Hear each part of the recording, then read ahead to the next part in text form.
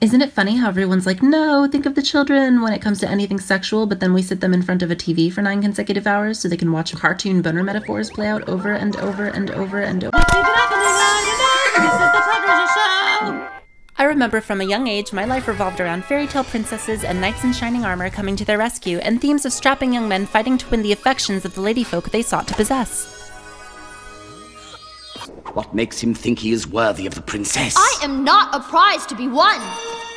The princess was always a prize to be won, and children's cartoons through the 80s and 90s were laden with a narrative of feminine passivity and masculine aggressive dominance.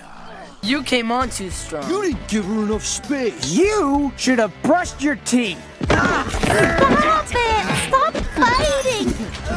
This is horrible. They're fighting over me. Even if the princess was feisty, it was just another flavor of an eventual damsel in distress situation. And I ate it up. I like 'em fiery!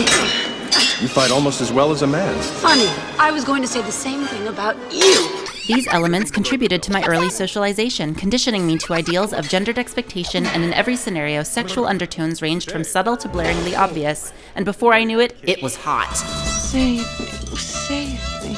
What? Save me!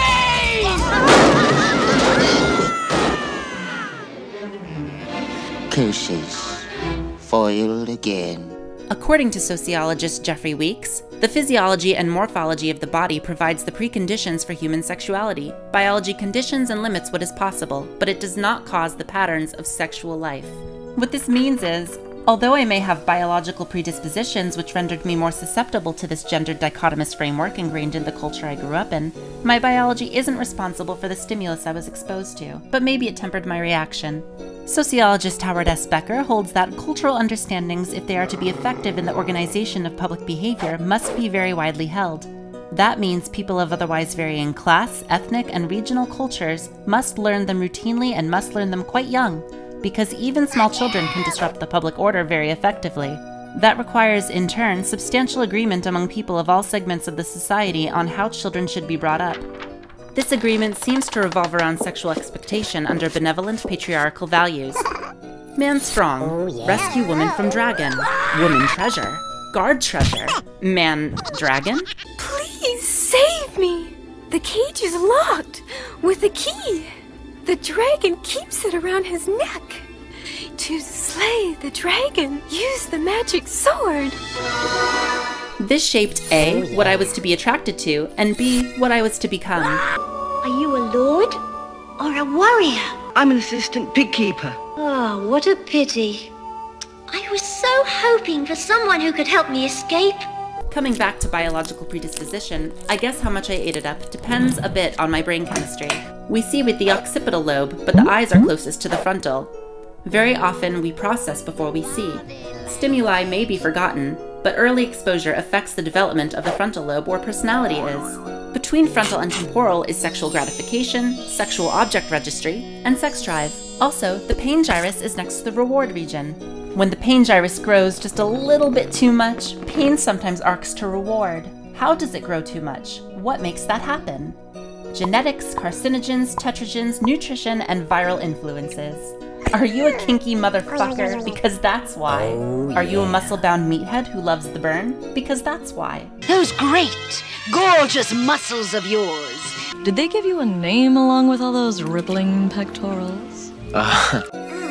Was it my natural sexuality that predisposed me to a sexual awakening centered around manly men treating me like a princess?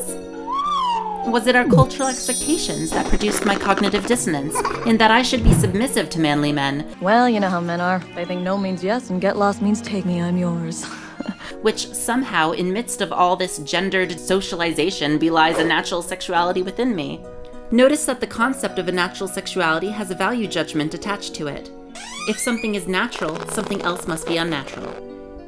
If you are not expressing your natural sexuality, are you behaving inauthentically? Gender and sexuality are mutually reinforcing concepts tied to a biological sex and gender roles. In other words, what is appropriate or inappropriate behavior given your body. An essentialist or purely biological understanding of sexuality holds that it is innate, and yet our concept of what is natural is socially constructed. Which then begs the question, had I not been exposed to this stimuli as a child, which had clearly gendered and sexual undertones. How different might I be? I'll never know. All I can do is guess why I'm a dominatrix princess who sometimes has men with oversized pain gyri fight for me, Colosseum gladiator style. I'm a damsel. I'm in distress. I can handle this. Have a nice day.